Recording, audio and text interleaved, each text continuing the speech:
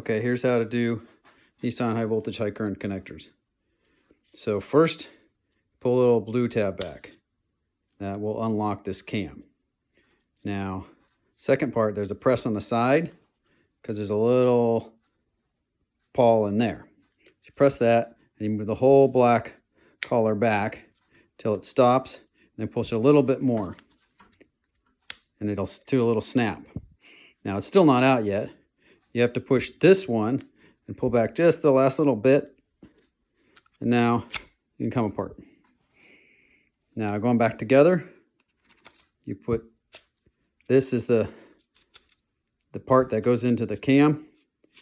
Put that in there, and then you just slide the black section down all the way. It'll snap, and then you lock it so the cam can come off by itself. Okay, back apart again. Snap, push, slide, snap, slide the last bit, and apart.